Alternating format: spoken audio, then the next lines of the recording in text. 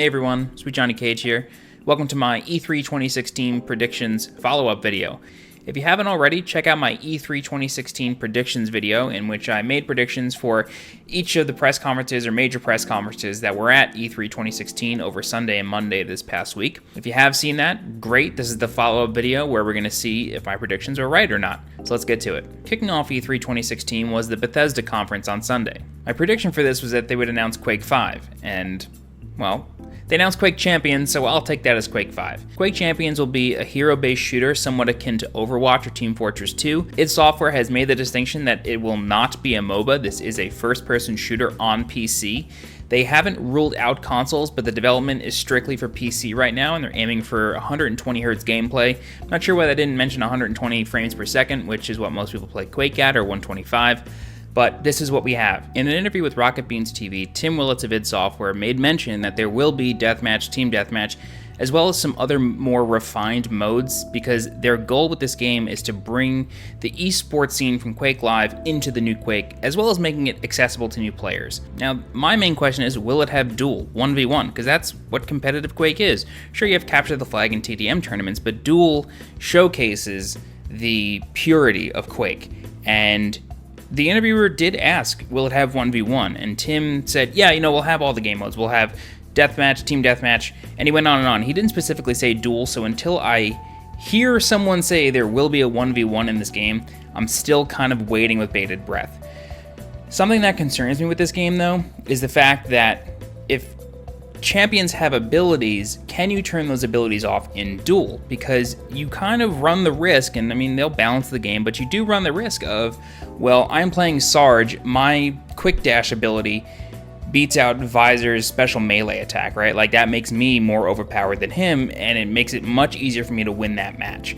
So having the ability to turn off the special abilities when you're setting up a server or something, provided there are dedicated servers, you can host your own, I think is very important. Now, this is a hero shooter. It's a champion shooter. They keep saying that. It's champion based. So the abilities will be integral to the game design. And while some developers might be more reluctant to allow you to turn that off, I feel like if their message is, hey, we want this game to be competitive in esports, I feel like they should allow the community to kind of dictate how it becomes competitive and what becomes competitive. And having the ability to turn off the special abilities, I think, is very important in that regard. So Quake 5 was my dream announcement. That's the one thing I was really praying to get out of E3, especially after Sony's conference last year with the E3 of Dreams. Quake 5 was the one thing that I wanted, so I'm really happy that I was able to get that first thing out of E3. Literally the first announcement was Quake Champions, so cool stuff. So moving into the Microsoft press conference, I made 3 predictions, only one of which came true. The 3 predictions that I made were that we would get the Xbox One 4K announcement, we would get an Xbox Live price cut, and we would get a new Red Dead Redemption or some sort of Red Dead game announcement. Only one of these predictions came true, but I think it's the most interesting one. The Xbox One 4K was announced. It was called Project Scorpio, which is still, the code name for it. I'm sure we'll get a different name at some point down the line. I have a couple of issues with this. First, the pacing of the press conference was very strange, and the messaging was very weird. It opens up with the Xbox One Slim. Here's a new revision of the console. It's $300, available this August. They closed the conference with Project Scorpio. This is coming in holiday 2017. Which one do you want me to buy? Do you want me to wait a couple months, get the new one for $300, which it actually isn't $300 because the 1 terabyte launch version is the one coming in August. The other one is coming possibly in December. Or do you want me to wait a year and a half until Christmas of 2017 to get Project Scorpio? Which one do you want? You're marketing them both as Xbox One, part of the same family, but I don't know which one you want me to buy. And I don't know which one is going to be a better value for my money because we don't know the launch price of the Xbox One Scorpio, whatever they're calling it. Another thing that I am taking exception to this is that every single game mentioned at the Microsoft press conference is also available on Windows 10. So why am I buying an Xbox One if all these games are available on PC? What's the point? Why should I buy an Xbox One Slim, or why should I wait for Project Scorpio when seemingly everything you're selling me is also available on PC, which I own? You're not giving me any incentive to buy an Xbox One here. What I'd like to see out of Microsoft following E3 is some better marketing, better messaging for these consoles. They're marketing everything as part of the Xbox One family, but all these games are available on PC. So I feel like if you have a PlayStation 4 and a PC, you're kind of covered for this generation until the NX comes out. What's the point of buying an Xbox? And that's what I want Microsoft to fix. Sell me an Xbox. Tell me why I should buy an Xbox. Stop marketing and stop putting your games on PC. Otherwise, you're never going to increase console sales. It's common sense at this point. So it's very strange to me what they're doing, and I would just love to get inside, Phil Spencer or somebody's head to figure it out and figure out what they want from the consumers. So we got Project Scorpio, but there was no Xbox Live price cut and there was no Red Dead announcement. So we're going to move on to the Sony conference. For the Sony conference, I made 6 predictions, 4 of which actually came true. So let's go through it. My first prediction for the Sony conference is that we would get Crash Bandicoot 5. Now, we are not getting Crash Bandicoot 5, but we did get significant Crash Bandicoot news, so I'm going to mark this as a win for myself. I'm going to cheat a little. About halfway through the conference, Shawn Layden came out in one of the most memorable ways anybody has ever taken the stage at a gaming press conference ever. Shawn Layden came out on stage with Crash Bandicoot's shadow following him instead of his own. All the while, the live orchestra was playing the Crash Bandicoot theme song. Shawn then announced that Crash Bandicoot 1, 2, and Warped, or 3, would be getting remastered from the ground up. Now, the significant portion of news that Shawn Layden didn't exactly spell out to the audience is very important.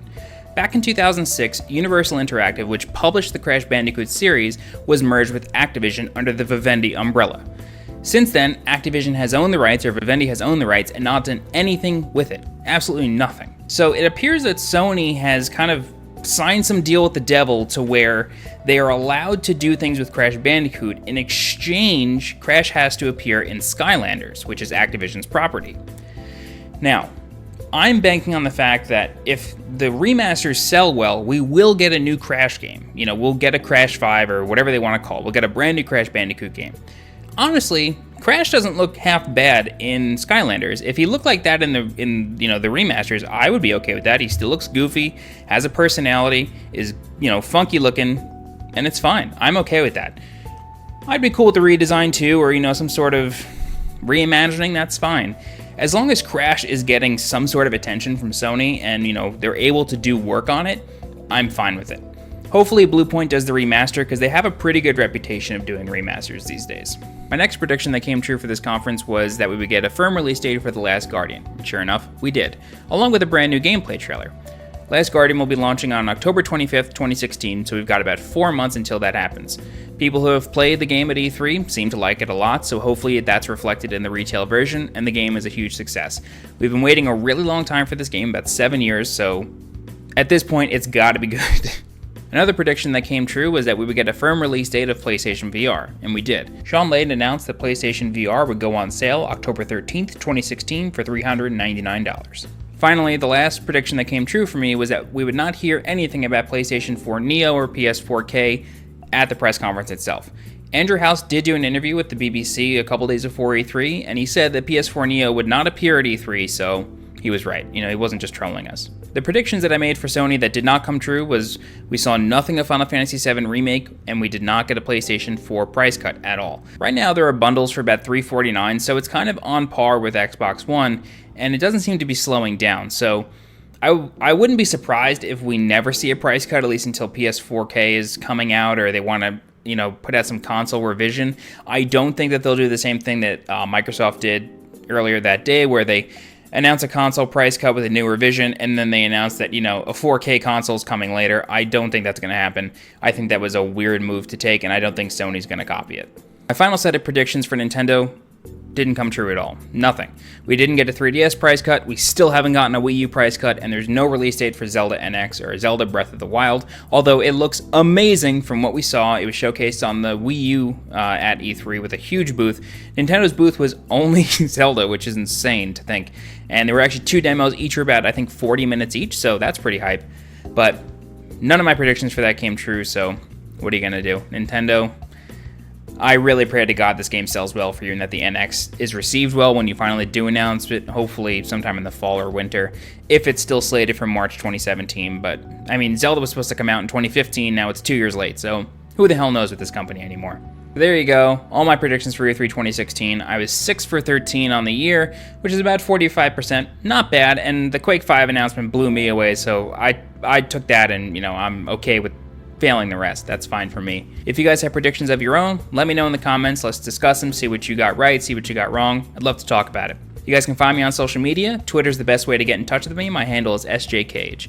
If you like this video and you want to hear me talk about games some more, be sure to subscribe to the channel so you get updates when new videos go live. Alright guys, I'm SweetJohnnyCage. Thanks for watching, and I'll see you next time.